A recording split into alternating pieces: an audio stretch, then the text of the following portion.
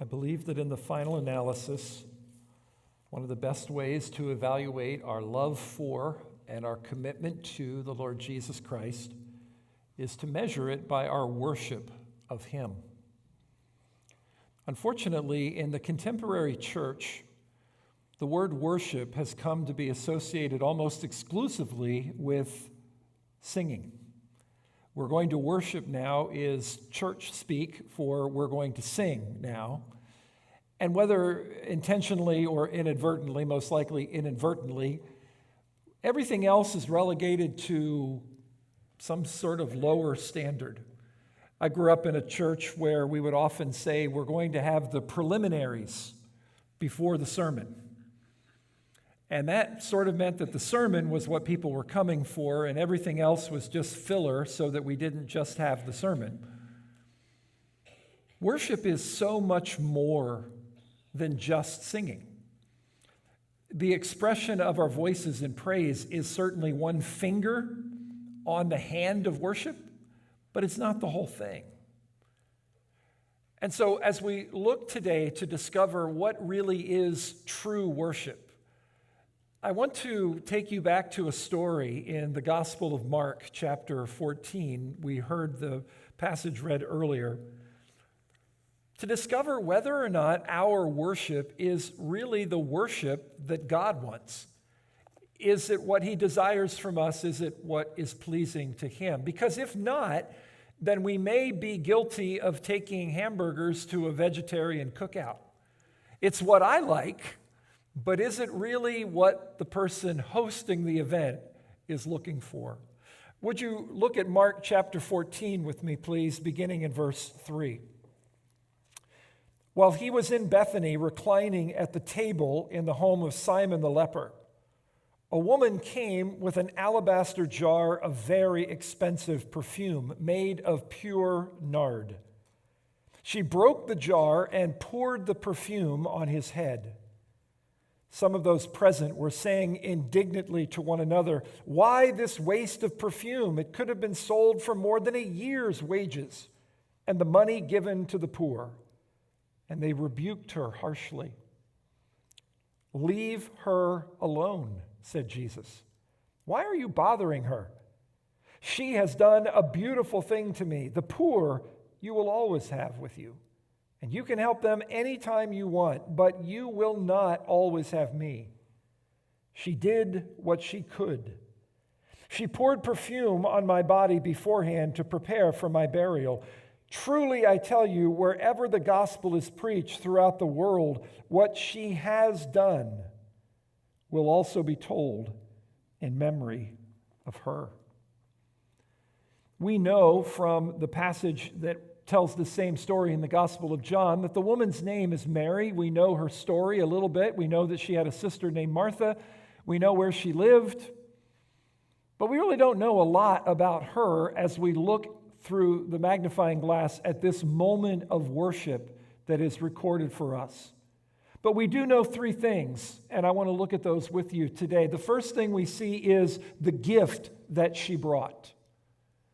In verse 3, we are told very clearly that while Jesus was in Bethany, reclining at the table in the home of Simon the leper was the host of this event. This is all happening in his home. A woman came with an alabaster jar of very expensive perfume made of pure nard. She broke the jar and poured the perfume on his head. The importance of the gift is displayed by the fact that it's mentioned 3 times in the passage that we just read. There's a passage in Exodus that says, "No one should come before God empty-handed." And yet, isn't it interesting that in many circles, it seems as if today we come to worship more to receive than to give. Worship is an act of giving. It is designed to be something that God receives from us. But often in church circles, we speak in terms of worship as what we got out of it. And then we get hung up along the lines of what it was like for us. What was our enjoyment? What was our appreciation? What was our blessing? Instead of seeing it as something that is really designed for us to be bringing to Christ. We get hung up sometimes on, did we like the music? Did we like the song selection? Did we like the instruments? Did we like the preaching? Did we like this? Did we like that? And when we do that, we sometimes forget that we come not to receive, but we come to give in worship. That's the nature of it. Mary came bringing her gift. That's not biblical worship when we come to receive. Christian author Rob Reamer says one of the biggest problems he sees in the church today is that we have, quote, made it too much about us, unquote. What do I like? What do I prefer? What do I think? Mary's gift was pure. We're told that it was genuine. It was unadulterated. No one else had ever used it before. Scripture says that our love for one another should be without hypocrisy. It should be genuine and honest. May I ask you this morning, is your worship an honest worship? Do you come telling Jesus, this is who I really am, this is what I look like, or is there a temptation at times to present a false image? My life is more together than I really portray. No, the truth is that often our lives are falling apart. We have stress fractures. We have areas that we wish we could clean up. And the truth be told, often when our lives are spinning out of control, the last thing that we want to do is go into a worship environment where we only present ourselves as having it together. Mary didn't feel that pressure. She was allowed to be vulnerable. She was allowed to be who she was. Our worship for God is to be honest and pure. But it's also interesting that it's noted that her gift was precious. It was precious for two reasons. First of all, we're told that it cost a lot. Her worship was a costly worship. Now, those who were gathered around were evaluating it in terms strictly of the money that was involved. This perfume was apparently so valuable that you could have lived off of the sale of it for a year, according to the calculations that the disciples were making. But I wonder sometimes whether our worship costs us in areas other than just money. What does it cost us to come and portray ourselves as who we really are? Well, pride is one of the things that we have to get rid of. If I'm going to be truthful, if I'm going to be real in my worship, then I'm going to have to be honest, and honest means there can be no pretense. And that costs me something. That's, by the way, why we don't often worship that way, because we're not willing to be honest and give up the facade. But it also meant a lot. It wasn't just the cost factor, it also meant a lot. Perhaps you have to be a woman to understand it. It was perfume. Have you discovered that there are times in your life when you are willing to bring to Jesus those things that don't cost you much or don't mean much to you? There have been times in my life where I have discovered that I have been consistently bringing things to Jesus that didn't really mean that much to me. I lay this at your feet, Lord. And I think if he could have, he would have said, I lay this right back at your feet, Keller, because this doesn't mean anything to you. Why are you bringing it to me? I was a pastor for a long time, and where I pastored, in both churches that I pastored, this would happen from time to time. I would get a phone call, and I'm really not exaggerating all that much, but I would get a phone call from someone, and they would say, Pastor Tim, I've got this piece of furniture. And it's old, and it's a little bit scratched up, and the cat did some work on it, and it's really worn out, and it kind of smells bad, and we're getting a new piece of furniture. But we were thinking, before we hauled it off to the dump, would the church be interested in this? It happened on more than one occasion. I had an elder who called it junk for Jesus. Nobody wants it anymore, and I don't want to have to pay to get rid of it, so I'll donate it to the church. Back in the day when we would have a Sunday evening service, and I know for many of you that creates fond memories, and for others it's like, we used to do this twice in a day? I would have people, men particularly, that would come to me and say, Pastor, I just want you to know I am committed to our Sunday evening service. 51 Sundays out of the year, I will be there for the evening service on Sunday, but I do reserve the right on Super Bowl Sunday to stay home and watch the game.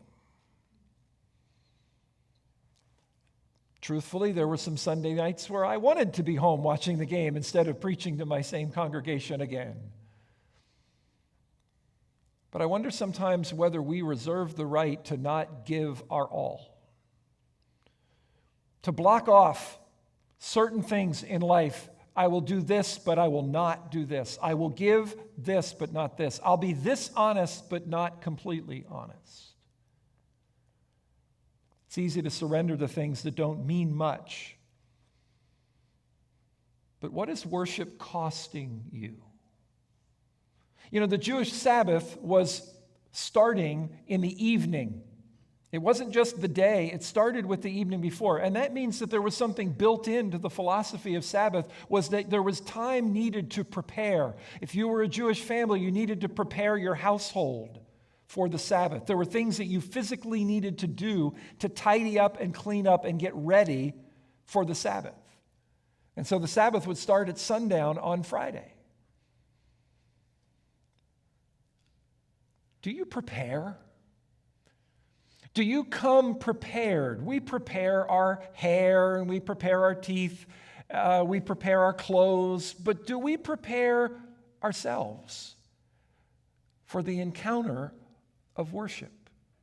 You see, when I start talking about that, I start talking about there's a cost involved to do that. I'm going to have to not do something if I'm going to be spending time preparing.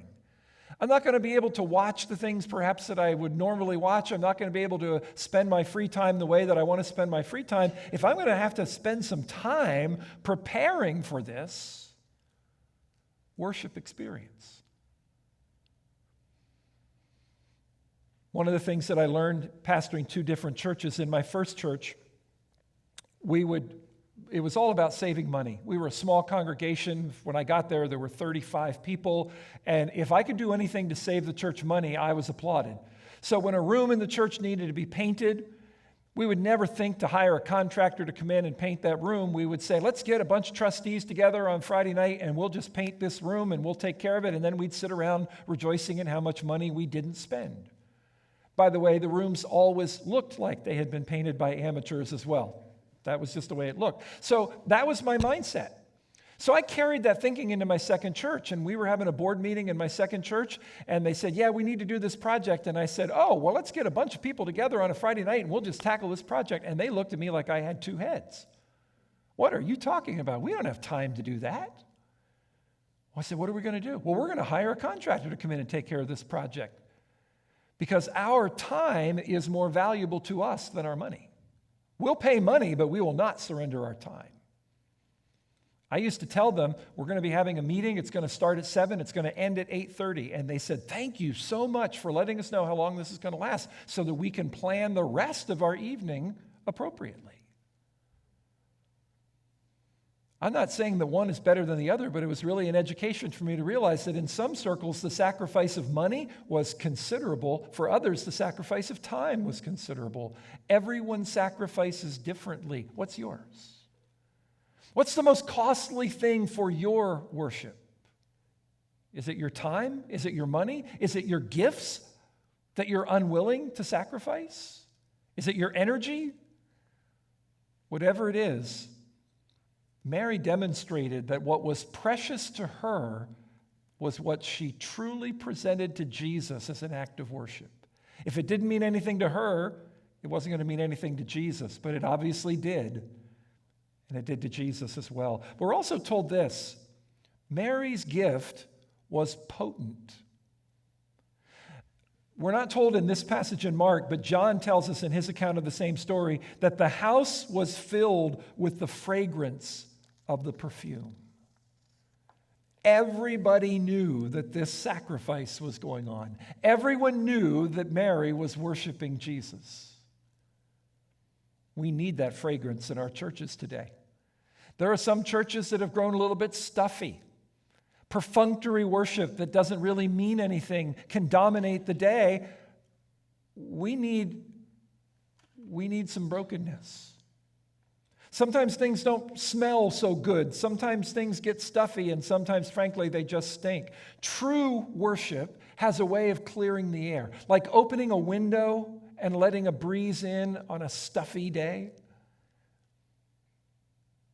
We need that. Have you ever watched a post-game show after a sporting event? You know what post-game shows are, right? Post-game shows are people who have never had the ability to do what just was done, or they're now too old and decrepit to do what was just done. Those are the people that dominate post-game shows. And what they do is they sit around and they critique what just happened. They can't do it anymore, or they were never able to do it, but they sit around and say, this is what they should have done. He should have gone here instead of there. He shouldn't have fumbled that ball and let the other team pick it up. Well, that's a revelation. Don't fumble the ball and let the other team pick it up. Okay, now I know that. Sometimes after a worship experience, in Christian circles, we play the post-game show. Can you believe they sang that song again? Can you believe he preached that message again? Can you believe that he did that? Did you catch that mistake? Did you see that? And what we're really doing is saying, I really wasn't entering in. I was sort of standing back, just watching. I was observing. Some of the greatest artwork that has ever hung on the Keller refrigerator was messy. Crayons scribbled outside the lines, not the right color combination. But to me, it was potent. It was powerful. It was beautiful. I loved it. Simply for the reason that I knew where it had come from. It didn't come from a great artist, but it came from someone who was pouring their heart into what they were doing. And for me to stand back and evaluate it as anything other than an offering of love would have been inappropriate. God the Father does not evaluate our worship based on whether we sing all the right notes. He doesn't evaluate our worship based on whether we stand when we're supposed to stand and sit when we're supposed to sit. He doesn't evaluate us based on the outside. Scripture tells us clearly that the one thing that God is looking at is our heart. Do you care? Do you feel? Are you being honest? Those are heart issues. That's what Scripture tells us. And that's really good because of this. Here is a woman who brings this alabaster container of ointment, breaks it, pours it on the feet of Jesus, and then John tells us that she uses her hair to wipe his feet. Now, I'm imagining at this moment in time, Mary is not ready to sit for her portrait. She's a mess. Her hair is a mess. She's a mess. She's got perfume all over her. Her hands are dripping. It's all over her clothing. It's in her hair. She is not looking pristine in this moment in time. And yet, despite the tears, despite the brokenness, her worship pleased the one person it was designed to worship, Jesus. And when people started to criticize her, oh, this is inappropriate, Jesus comes to her defense. By the way, can you ever hear yourself saying, this was far too expensive to be wasted on Jesus? Yeah, I can't hear myself say that, but it's kind of a wake-up call to realize that that was said by the people who were closest to him. The people who walked with him and listened to him daily were the people who were saying that. I'm capable of that. I'm capable of that kind of thought. I'm capable of thinking that messy worship is inappropriate worship and that true worship is worship that always colors inside the lines. It doesn't. If you were to worship Jesus today, honestly, genuinely, it might involve you looking messy. Can I just tell you, hear the words of Jesus, you're okay. You don't have to have your act together to worship Jesus. You don't have to color inside the lines to worship Jesus. You can be who you are, and you can be broken, and you can be messy, and your life can be messy, and you can actually worship truly. Rather than be surprised, we need to anticipate. And I wish that I didn't have to tell you this, but I want you to know, if you begin to move toward a worship experience that is genuine and honest and broken, and you begin to portray yourself for who you really are, and I don't have all the answers, and I'm confused, and I'm hurting, and my spirit is broken, and there are tears, and there's mess, there are going to be people who are going to say things to you like this. Why this waste of perfume? It could have been sold for more than a year's wages and the money given to the poor. And they rebuked her harshly. There are going to be people who are not going to like you when you worship that way. Be prepared for it. Don't let it stop you. Don't let anyone stop you. Because Jesus said these words, leave her alone. Not only do we see the gift that she brought, but we see the work that she wrought. Lest we think that worship is only about bringing, it is also about serving. It's not just about giving, it's also about serving. In other words, it's work. If you don't believe that, try worshiping Jesus the way Mary of Bethany did, and you'll find out. It's not easy to worship this way. There is something in us that stops, makes us uncomfortable. To worship Jesus in this way is to worship in a way that stretches us from our comfort zone to a place of discomfort. That's why we often don't worship this way, is because it makes us feel uncomfortable. If I am holding to some kind of pretense that I've got it together, and I begin to get real and say, Jesus, in this area of my life, I don't have it together. There's a reason why sometimes on Mother's Day, women hate hearing sermons about Proverbs 31. Because deep down at a place that in this society we're not allowed to admit, they know they're not all that. And there's a reason why men don't like to hear husbands love your wives like Christ loved the church, because we know how that story ended. I can be not okay and be okay in the economy of Jesus. Do you hear that? If you don't take anything else away today, take that away. It's okay not to be okay in the economy of Jesus. Mary proves it. You can be a mess. And he goes, hey, everybody back off. This is what I'm looking for. This is real. And that's what I want. There are many people who are willing to give something. There are fewer people who are willing to serve. We're told in verse 8 that she anointed his body for burial, but verse 3 tells us how she did it. It involved an alabaster jar, but it had to be broken. To be broken is to say, God, I need you. In the Sermon on the Mount, in the book of Matthew, Jesus said, blessed are those who are poor in spirit. No, that must be a typo. You mean the people who are rich in spirit are the people who are fit for the kingdom. Jesus said, no, I'm looking for the poor in spirit. And then he said, blessed are those who mourn.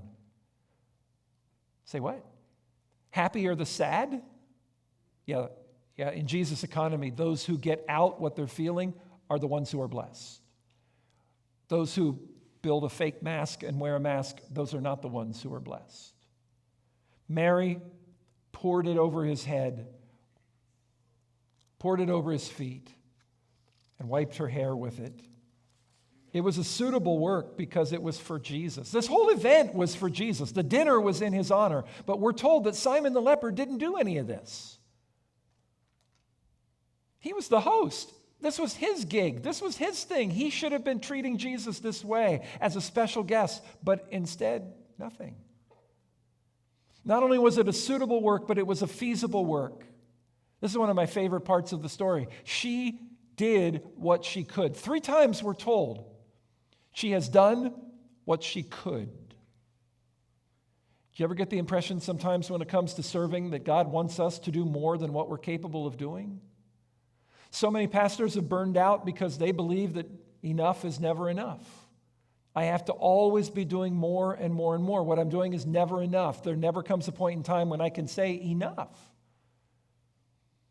As if it all is on our shoulders, as if it all depends on us. This passage teaches us that when it comes to serving, the work that God wants us to do is the work that we can do. That's why he doesn't want to hear any stories about I'm too old, or I'm too young, or I'm too this, or I'm not enough this, or I'm not enough that. He doesn't want to hear that. He already knows all that. We're not telling him anything he doesn't know. What he wants us to do is what we can do. And if we do what we can do, here's his promise: I'll do what you can't do. If you just serve me, if you just do what you can, if you give what you can give, if you serve where you can serve, I'll take care of the rest. But when we walk around with the impression that we need to be doing more than what we could possibly do, we're making it about us. One day, Jesus took some bread and some fish, and he turned it into a meal that fed thousands. And who got the glory for that? He did, because he took a little and he made it into a lot. How many times have you hesitated to do a little because you recognized that it was not enough? Let Jesus take care of the enough.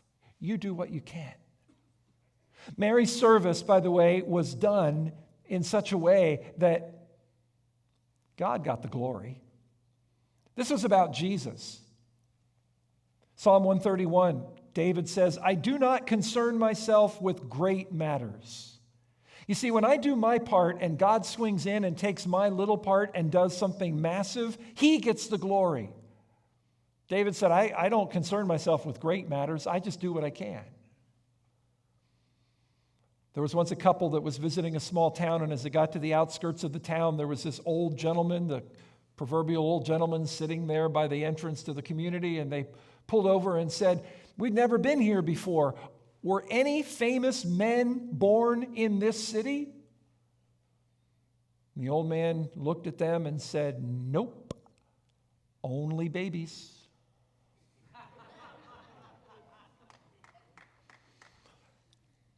We don't have to be great because we have a great God.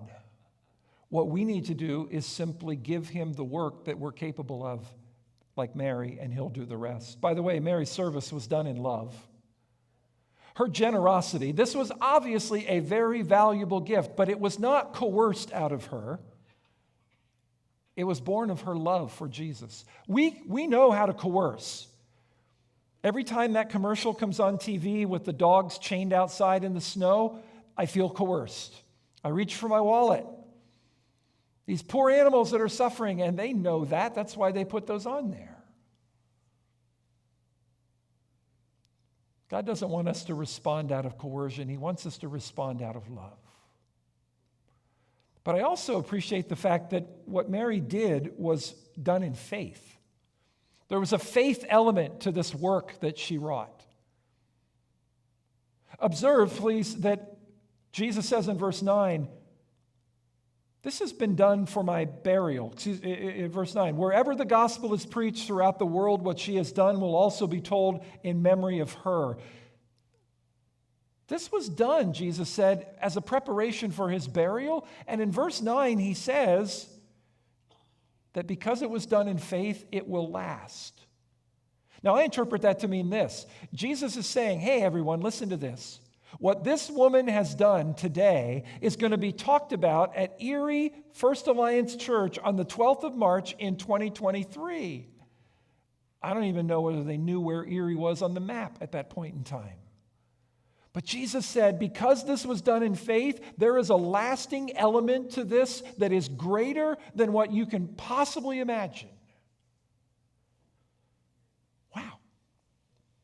Think about that. Think about the acts of service that you might do this very day. Think about something very small in the big picture. Think about it. God says you have no idea the long-term capacity that that act of worship may have. That a couple thousand years from now, people may still be talking about it, but at the time, it was just an isolated incident. It wasn't all that grand.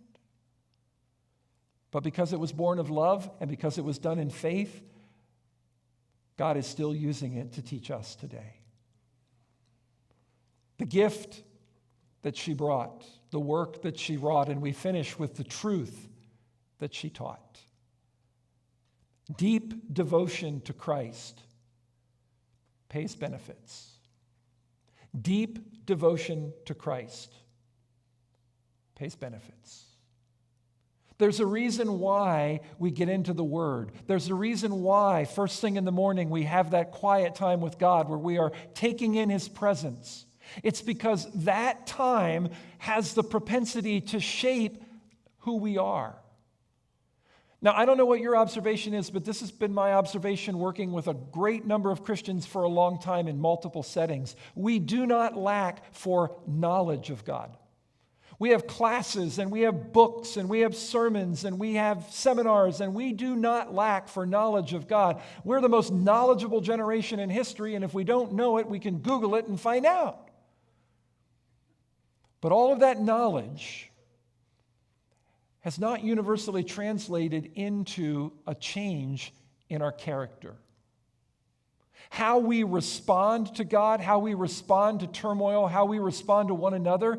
In some circles, the knowledge is great, but the character is poor. I have been in board meetings before where godly men who were elected to serve as representatives couldn't get along with one another. I have sat in meetings where one man looked at another man across the table and said, "You're trash." And a lot more words like that. Whoa, wait a minute. Can you name all 12 disciples? Yes. Can you name the books of the Bible from memory? Yes. So what's missing? All of that knowledge hasn't changed your character because you're not behaving like Jesus right now. And there's too much of that. Too much knowledge without changing our character. Where does that change? Every time in Scripture that we meet Mary, she's at the feet of Jesus. Every time that we see Mary in Scripture, she's in the same posture. In Luke 10, she's at his feet listening. In John 11, she's at his feet seeking comfort after the death of her brother. And here she is at his feet worshiping. Mary knew how to spend time at the feet of Jesus. May I ask you a question today? When's the last time that you spent time at the feet of Jesus? You see, if your worship story is Sunday at 11, if that's it, that's inadequate. 52 Sundays a year, if you're that fortunate to sit here for 52 Sundays a year for an hour, is not a worship experience that's going to change your character. That must be ground out day after day after day on your own between you and God. There is no class. There is no sermon. There's no series of sermons. There's no worship experience. There's no church that is going to touch your character if that is your worship story. But Mary knew how to spend time at the feet of Jesus, and over time, that began to change her. And she picked up on things that the disciples missed because she was a worshiper. Her worship was spontaneous, it was generous, it was humble, it was simple, it was intense. But the thing I love most about Mary's worship is there is absolutely no record in all of this of her saying one word. She was completely silent this entire time. It's not about our words. It's not about our promises. It's about our hearts. That's why Jesus said in John 13, this is going to be the mark of how people really know that you belong to me. This is the true test that you are a disciple of mine. If you have one of those fish bumper stickers on the back of your car, boy, that's how people are going to know. If you carry a big Bible around with you everywhere you go, that's how people are going to know. No, he didn't say that. He also didn't say, this is how people are going to know by how you love me. I find that interesting. Instead, he said, this is how people are going to know that you truly belong to me, based on how you love one another. Ladies and gentlemen, the Church of Jesus Christ does not have the greatest reputation for getting along. And conflict sucks the life out of a congregation when we don't demonstrate that we can simply learn to love. Mary captured it. Her actions brought other people under conviction. There were other people that didn't like it. Verses 4 and 5 we read. Jesus stands up and says, leave her alone. She has captured the essence of what I'm looking for. This is what I'm looking for. She loves me. She believes in what I'm saying. I said I'm going to die. I've told you guys I'm going to die. You keep dismissing it or missing it, but she gets it. That's why she's anointing my body for the burial. She's being generous. She's being honest. She's being transparent. She's a mess. And I select her as my representative of true worship. How does our worship stack up today? Have we come to give or to receive? Is our worship flowing out of our love and our faith, or is it more perfunctory and it's lost its meaning? Most importantly, is our worship today touching the heart of Jesus? I've been monitoring the goings-on at Asbury University over the last month. For those of you that are not aware, I believe it was on the 8th of February, an Alliance young man speaking in chapel, he texted his wife afterward and said that the sermon had flopped and I'm on my way home. Boy, can I relate to that. But at the end of that service, there were about a dozen students that just didn't leave the chapel. They went to the altar to pray and to repent. And people began to funnel back in. And for 2 weeks, the lights did not go off in that chapel. Seated about 1,500 people. At times, there were more people outside waiting to get in than there were able to be inside. People drove from Pennsylvania and from many, many parts of the United States to be a part of this. God just started to move in a dramatic way. But the one word that was used to describe it was hunger. It wasn't about preaching. It wasn't about worship. All of the worship was led by the students. No bells and whistles, no smoke machines, no lights. It wasn't fancy. But a group of people just had such a hunger for God that they were willing to go to the altar and say, this is who I really am, and I've got some things I need to confess. And God started to move, and lives were changed, and people were healed. When all is said and done, one of the ways that we can best evaluate our love for and our commitment to Jesus is by the quality of our worship. So let's define it the way it needs to be defined. It's not about us. It's not about the form that we use. It's certainly not about our perfection, but it's about our hunger for God. Would you pray with me? Jesus, we offer ourselves to you today, knowing fully our own flaws, our own imperfections, our own failures. We know how we come up short. And still you invite us to come.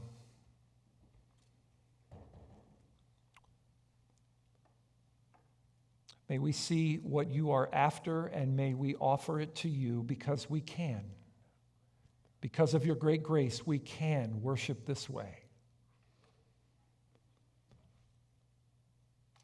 Help us first to be honest with ourselves and with you.